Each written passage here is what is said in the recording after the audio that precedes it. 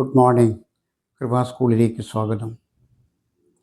ഇന്ന് മനോരോഗങ്ങളെക്കുറിച്ച് നമുക്ക് ചർച്ച ചെയ്യാം. ഇപ്പം മനോരോഗങ്ങളെന്ന് പറയുമ്പോൾ നമ്മുടെ എല്ലാ ജനങ്ങളിലും ഏറിയും കുറഞ്ഞുമൊക്കെ ആയിട്ട് പ്രോബ്ലംസ് ഉള്ളതായിട്ട് കാണുന്നു. എന്തുകൊണ്ടാണ് ഒരാൾക്ക് മനോരോഗം ഉണ്ടാകുന്നത്? അതിൻ്റെ കാരണങ്ങൾ എന്താണെന്ന് നമ്മൾ പഠിക്കുമ്പോൾ മുഖ്യമായി 3 മേഖലകളിലാണ് മനോരോഗത്തിൻ്റെ സാന്നിധ്യം. ഒന്നാമതായി ശാരീരികമായ ബയോളജിക്കൽ ഫിസിക്കൽ കാരണങ്ങൾ. അപ്പോൾ അങ്ങനെ ഫിസിക്കൽ കാരണങ്ങൾ വരുമ്പോൾ ഒന്ന് പാരമ്പര്യം, ജെനറ്റിക്സ് ഒരു ഘടകമായിട്ട് വരാം. മാതാപിതാക്കന്മാരോ അതല്ലെങ്കിൽ പൂർവികരോ ആയിട്ടുള്ള ആളുകളിൽ നിന്ന് പാരമ്പര്യത്തിലൂടെ ജെനറ്റിക്സിലൂടെ കിട്ടുന്നു. അങ്ങനെ ഒരു ഘടകം നമ്മളിലേക്ക് കൈമാറ്റം ചെയ്യപ്പെട്ടു വരാം. അപ്പം ഈ പറയുന്ന പാരമ്പര്യം ശാരീരികമായിട്ട് പാരമ്പര്യമായിട്ട്. രണ്ടാമതായിട്ട് എൻഡോക്രൈൻ ഗ്ലാൻഡ്സിൻ്റെ disorder of the endocrine gland. നമുക്കറിയാം, മനുഷ്യ ശരീരത്തിൽ 2 രൂപത്തിലുള്ള ഗ്ലാൻഡ്സുകളുണ്ട്.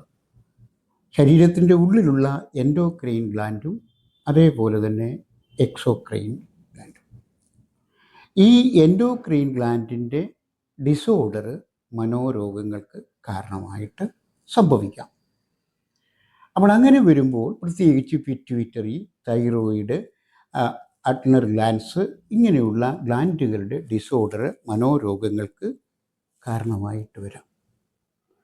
മൂന്നാമതായിട്ട് ഡാമേജ് ഓഫ് ദ ബ്രെയിനിൻ്റെ തകരാറ്, അപകടത്തിലോ മറ്റോ ഉണ്ടാകുന്ന തകരാറ് മനോരോഗങ്ങൾക്ക് കാരണമായിട്ട് വരാം. നാലാമതായിട്ട് ക്രോമസോം ഇറഗുലാരിറ്റി ഓർ അബരേഷൻസ്.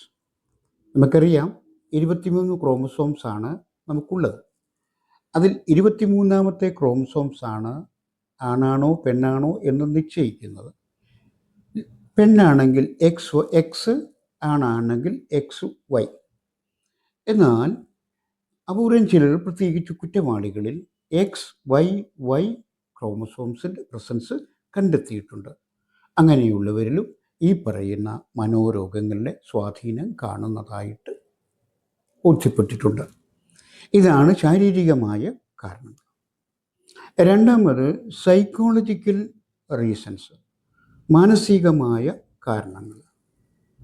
കുട്ടിക്കാലത്തെ അടിച്ചമർത്തലുകൾ, ദാരിദ്ര്യം, അതേപോലെ തന്നെ മാതാപിതാക്കന്മാരുടെ മരണം, അല്ലെങ്കിൽ ന്യായമായിട്ടുള്ള ലാളന കിട്ടാതിരിക്കുക അഥവാ ഓവർ കിട്ടുക, കുറ്റബോധം ഇത്യാദി സൈക്കോളജിക്കൽ റീസൺസ് മനോരോഗങ്ങളിലേക്ക് നയിക്കുവാൻ സാധ്യതയുണ്ട്.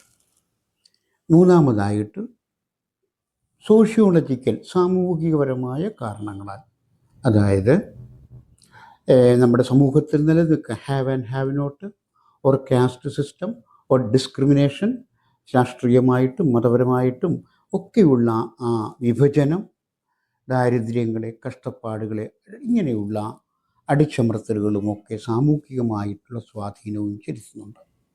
അപ്പോൾ ഇങ്ങനെ ഈ 3 കാരണങ്ങളിൽ, അതായത് physiological or biological, psychological, sociological, ഈ 3 കാരണങ്ങളിൽ എവിടെയെങ്കിലും മനോരോഗത്തിൻ്റെ അടിസ്ഥാനപരമായ കാരണം കിടപ്പുണ്ട്.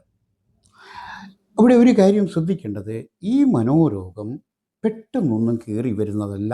സാവധാനം പണ്ട് മുതലേ നമ്മളിൽ സ്വാധീനിച്ച് ഒരു ഇൻസിഡൻറ്റ് വരുമ്പോൾ അത് പെട്ടെന്ന് പ്രസിപ്പിറ്റേറ്റ് ചെയ്യുന്നു. അപ്പോൾ അത് പ്രകടമായി വരികയും നമുക്ക് ട്രീറ്റ്മെൻറ്റിൻ്റെ മേഖലയിലേക്ക് പോവുകയും ചെയ്യേണ്ടിയിരിക്കുന്നു. ഈ മനോരോഗങ്ങളെ 2ആയിട്ട് മുഖ്യമായി തിരിച്ചിരിക്കുന്നു: ന്യൂറോട്ടിക് ആൻഡ് സൈക്കോട്ടിക്. അടുത്ത എപ്പിസോഡിൽ നമുക്ക് ന്യൂറോട്ടിക്കിനെ കുറിച്ച് സംസാരിക്കാം. Thank you.